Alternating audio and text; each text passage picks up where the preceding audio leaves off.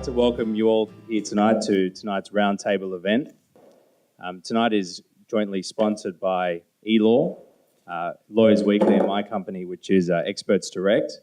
For those of you who don't know, ExpertsDirect provides expert witnesses for litigation. Lawyers Weekly is one of Australia's leading legal publications, and e.law is leaders in digital evidence. I'd like to introduce our chairperson of the panel tonight, which is the Honourable Justice Kevin Lindgren. Dr. Lindgren was made an Order of Australia in the Australian Day Honours List in 2012 in recognition of his service to the judiciary and administration of justice through the Federal Court of Australia and to the legal education in the area of commercial law. Can I just tell you a little bit about the panel? John Emmerig on my right is a senior partner in the global disputes practice of the international law firm Jones Day. He leads its class action practice and major claims work in the Australian region. John is a defence-side class action specialist who has advised on a large array of class action issues over the last 20 or more years, mainly in the Australian class action context, but also with some US or global connections, spanning shareholder claims, structured financial products, government claims, environmental impact, and product liability. Ben Slade is the managing principal of Maurice Blackburn's New South Wales practice and head of the New South Wales class actions team. Some of Ben's significant class actions include a shareholder class action against the AWB, settled in March 2010 for $39.5 million, the fourth largest settlement achieved to that date in a shareholder class action.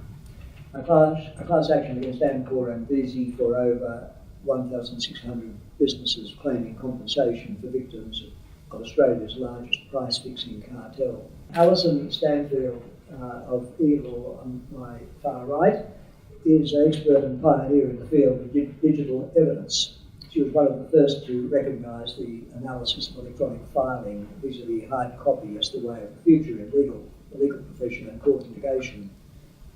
She thought that almost all evidence is created digitally, and yet existing court rules on evidence applied to paper documents only. For the past 15 years, she's built an expertise in electronic discovery, computer forensics and electronic trials as founder and CEO of e.law. John Walker is very known as a speaker at gatherings of this kind. John is Executive Director of Bentham IMF Limited and is based in the Sydney office. John's educational qualifications include a Bachelor of Laws from Sydney University in 1985, together with a BCom from Melbourne, with majors in accounting, economics and commercial law. With over 10 years prior experience in commercial litigation, John has developed highly specialised skills over the last 10 years in providing funding for and managing insolvency, commercial and multi-party litigation. Justin Whealing, on my far left, has been the editor of Lawyers Weekly magazine since June 2011. In that period, he has helped to establish Lawyers Weekly as Australia's leading online legal publication. As a legal journalist, Justin has broken many of the most important stories affecting the legal profession over the past few years, including the arrival of Clifford Chance in Australia, the plans of Vincent Masons to launch an Australian practice, and the launch of best practice guidelines for the legal profession by the Christian Jepson Memorial Foundation in May last year. From a defendant's perspective, what are the major reforms of the class action regime that you would like to see happen? Break it down to three areas. The first area would be around procedure. I think there's a number of significant procedural reforms we could invoke to improve the system. I think the tests are all soft to start the actions. One of the big things we don't do well in class action litigation is define the common questions with sufficient clarity and in a meaningful way. So procedure, substantive, and the other area which we don't talk a lot about, but we should, is execution. And we have a practice note, CN17 in the Federal Court, which Kevin Lindgren, he's dropping me into things, he actually wrote this practice note, which counsels the early engagement between the parties to clarify issues, to talk about the scope of discovery, to really wrestle with those things at an early stage. Federal Court's practice note says that on the first directions hearing there will be a case management conference, and yet that's never happened in any of the cases that I've commenced. And look, there aren't that many cases we commenced. It's one of the 30s that's been going around from the US Chamber of Commerce that there's this enormous explosion in class actions and they're happening everywhere. Well, it's just not true. There aren't that many, but look, admittedly, me and my mates are running most of them, and when we start them, we don't get a case management conference first up. We tend not to get it second up. After about a year and a half of really irritating interlocutory skirmishing, we plead for a case management conference and then get a thing that's organised with transcription, and it is a bit more informal. We've had a couple relatively recently, and it is definitely the way forward. For me, that's the biggest problem and the biggest issue to get across in these early conferences. Obviously, the plaintiffs want to get to the key records as quickly as possible, and they assume you have a file set on the shelf that says knowledge of misleading conduct. Here's all our file notes in relation to confused disclosure. Okay, thank you for that. I'll come back to that. And of course, as you know, the problem with these knowledge-based cases is the knowledge is fragmented, and the case theory often tries to pick up someone's knowledge here, and this person over here, and this person over here, and you add it all together, and you get corporate knowledge, the corporate mind. We've had a circumstance where 20% or 3 of the last 15 of our class actions haven't involved the civil justice system. So in excess of $100 million has been paid by defendants without bothering the court. And this was achieved exactly in the way that's been spoken of, that you have informal disclosure of relevant information to either parties. Clearly it can't settle until there is that swapping of information. And if you have plaintiffs who are well advised and properly represented and clearly cannot settle claims unless they know enough about the value of their causes of action, and also defendants who are prepared to accept that there could be some wrongdoing, God forbid, then both parties can swap information, work out whether or not litigation is necessary. How does the use of technology during the discovery process increase efficiency, decrease cost, and add value to the preparation of the party's case? In particular, have class action lawyers embraced technology, and how do you see technology assisting in class actions? Thanks, Judge. Yeah, obviously I think technology really comes to the fore during discovery, particularly when you have a large number of documents, and as we all know, almost all evidence today is created electronically. So the days of the nice manila folder, as John said, with everything in it, is long gone. It was never there. These days, when lawyers ask their clients for anything that's relevant, you might get a blank book, but then it'll be, well, we have emails and we have stuff on a file server somewhere. If you're lucky, they may have a document management system. But what we find is that generally the evidence is spread across a large number of places. So the first port of call is to say, well, where is the evidence? And then we can narrow that down with questions such as, what's the date ranges that are relevant, who are the relevant people involved, and so the evidence collection becomes more of a corralling exercise. The next step in the process obviously is to then, try and just get the documents into a repository that are, potentially relevant, and then work with the legal team to identify, those that potentially will make their way into evidence down the track. So the technology is improving all the time. I've been doing this a long time, and in the old days, when evidence was still predominantly hard copy, it was scanning and data coding documents.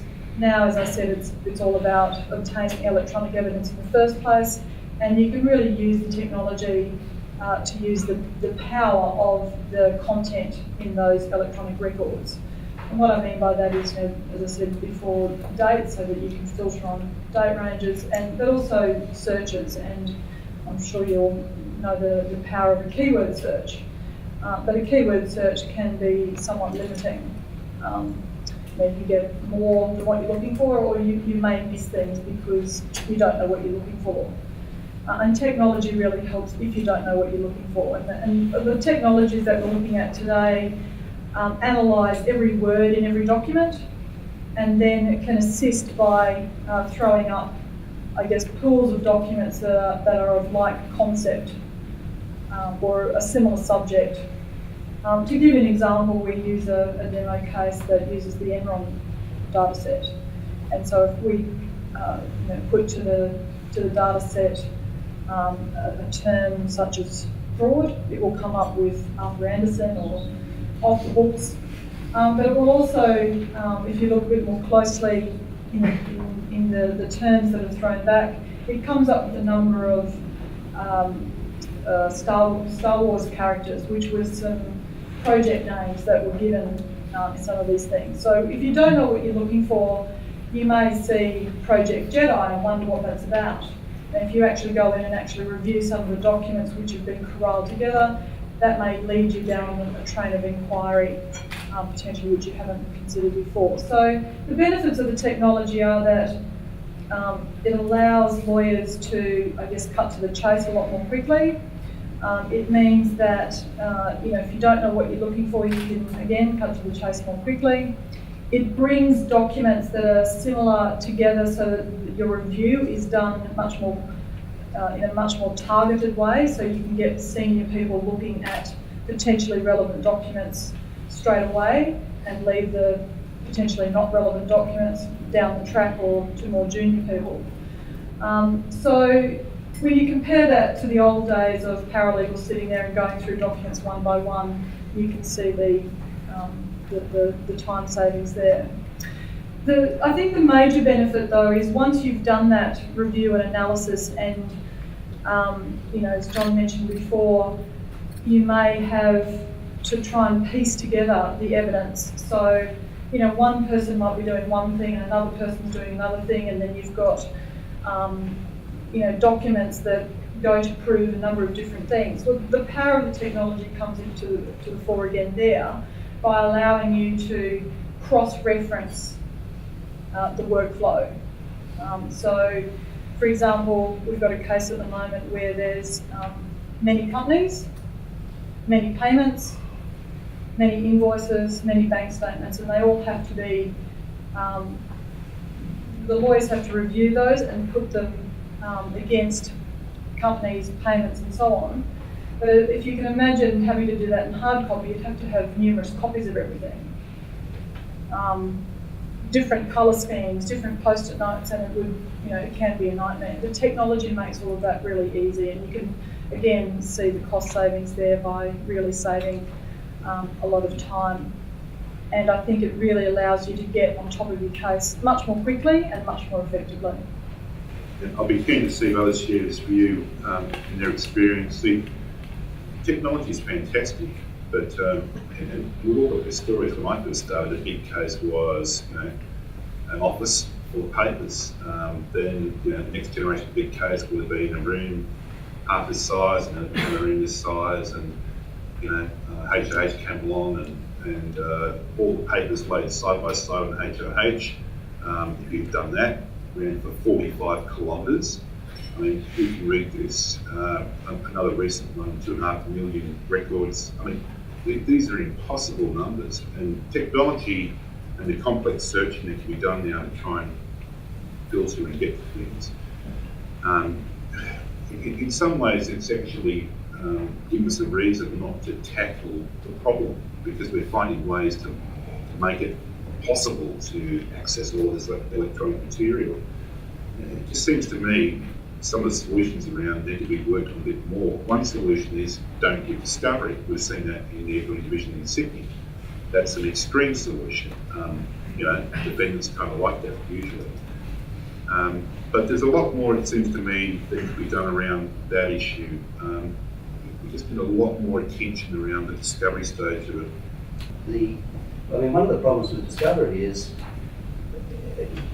both parties have to explain the issues in dispute to their lawyers, and the lawyers have to understand all of the facts and circumstances to work out what's relevant to the issues in dispute. So you have all of these people who weren't involved in the original creation of the issues that are being addressed in the process, who are trying to work out how do we deal with it. And perhaps I'm inviting not obviously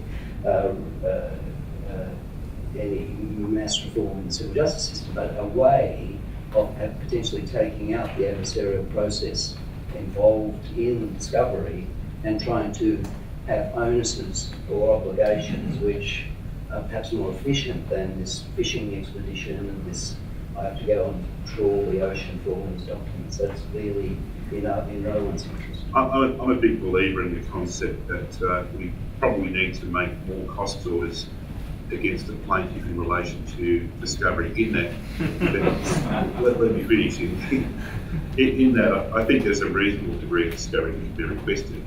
I mean, more often than not, because there's no real, I may say yes, we have to go through the records, but there's no real sense of the penalty is felt by the defendants. I mean, I'd like to see the courts framing some reasonable budget for discovery and then saying everything beyond that is paid for by the plaintiff. If you were to draw discovery orders in a more objective way, say specific date ranges, people, departments, document types, for people like myself and Allison, it makes it a lot easier to go off and collect and review that stuff, and therefore a lot cheaper than the subjective requests that are made that are essentially a fishing exercise. So my question is really, could we draw discovery requests and categories in a much more objective way? And in my view, that would certainly reduce the burden, reduce the cost.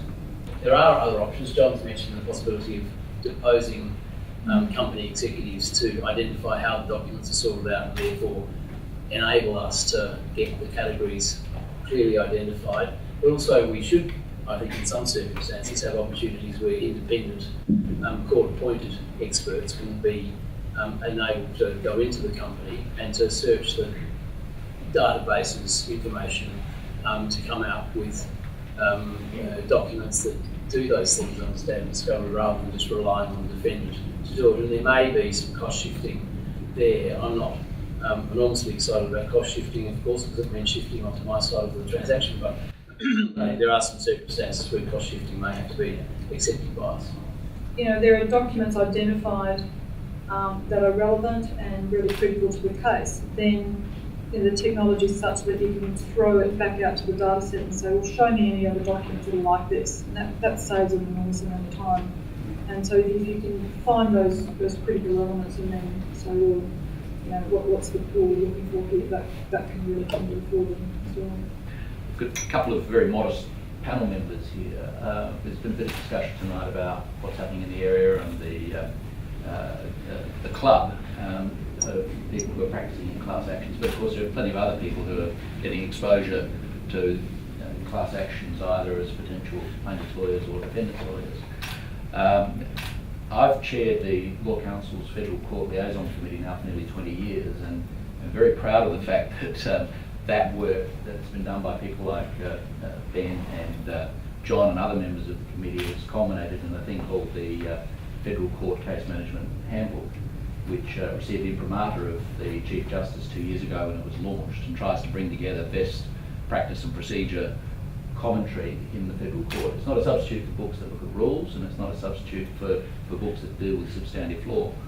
But the chapter that is about to be launched, and which is workshopped with the court last year, and is now with the editorial committee that comprises Kevin Lindgren, John Sheehan, and Simon Daly.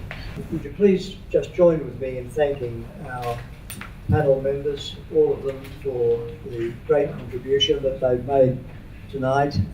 They're all very competent in this area, and I think that they've really treated us very well. Join me in thanking all.